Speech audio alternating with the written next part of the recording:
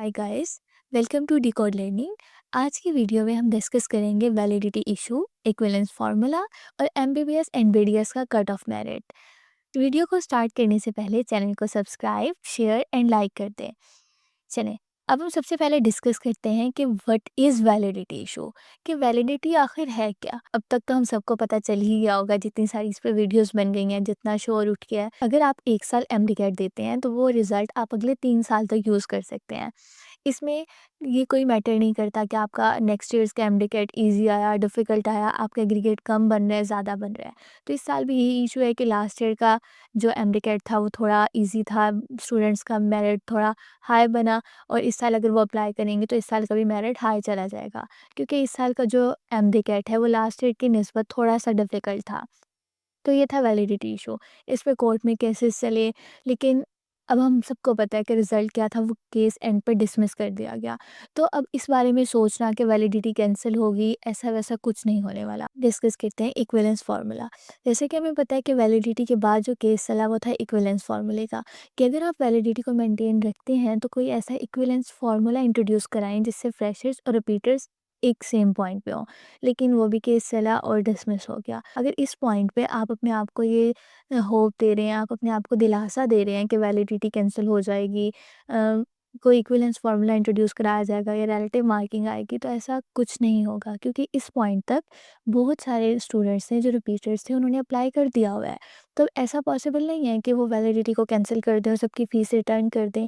तो अगर हम लॉजिकली सोचें तो इस पॉइंट पे ऐसा पॉसिबल नहीं है, क्योंकि ये जो पॉलिसीज़ होती हैं, अगर हमने इन्हें चेंज करना होता है तो एमडीकेट से पहले चेंज करना है, ताकि जो रिपीटर्स हैं उन्हें भी पता चले कि इस साल उनका रिज़ल्ट वैलिड नहीं, तो वो अगर एमडीकेट देना चाहें तो अपने बिहाफ़ पे वो एमडीकेट दें और फिर अप्लाई करें।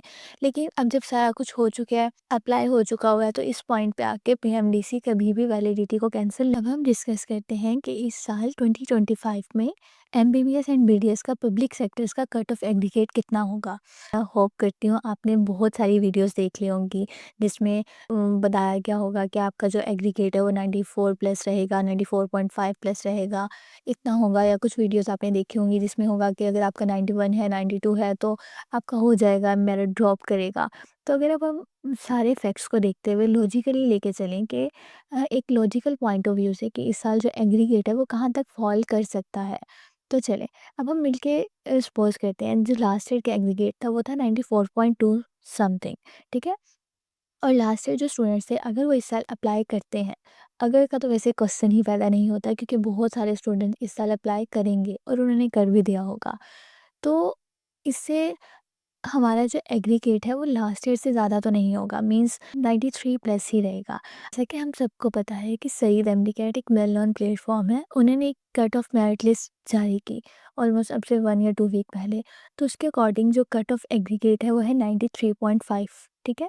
तो अगर आपका एग्रीगेट 93.5 प्लस है तो आप बहुत बहुत बहुत अच्छे की उम्मीद रखें। और अगर आपका एग्रीगेट 93 प्लस है तो भी आपने अप्लाई करना है, क्योंकि इनमें वेरिएशंस आ सकती हैं। हमें नहीं पता कि कौन-कौन से स्टूडेंट्स अप्लाई करेंगे, कौन से नहीं करेंगे, तो इनमें वेरिएशन पॉसिबल है।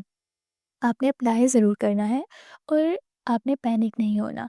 अब आपने बस अप्लाई करके, अगर आपने नहीं किया अभी तक अप्लाई, तो अभी जाएँ आप अप्लाई करें, 30th of November last date है। और अगर आपने कर दिया तो वेल एंड गुड। अब आपने जो करना है वो है बस रिलैक्स रहना है, आपने पैनिक नहीं करना, अब कोई वीडियोज़ नहीं देखनी कि मेरिट इतना फॉल करेगा, इतना हाई रहेगा। बस आपने अप्लाई कर दिया, आपने अपना काम कर दिया, आपकी जॉब डन हो गई। अब आपने सिर्फ़ और सिर्फ़ दुआ करनी है अपने लिए, अपने फ्रेंड्स के लिए, और वेट करना है मेरिट लिस्टों का। आपने अपने लिए बहुत अच्छे की उम्मीद रखनी है, क्योंकि जैसा कि हम सबको पता है कि एट द एंड होता वही है जिसके बारे में हम सोचते हैं। अगर हम अच्छा सोच रहे हैं तो हमारे साथ अच्छा ही होगा। इसीलिए बी पॉज़िटिव, रिलैक्स रहें और मेरिट लिस्ट का वेट करें। और अब बिल्कुल भी पैनिक नहीं होना, बल्कि रिलैक्स रहें करें और दुआ करते रहें। So that's it for this video. मिलते हैं किसी नई वीडियो में।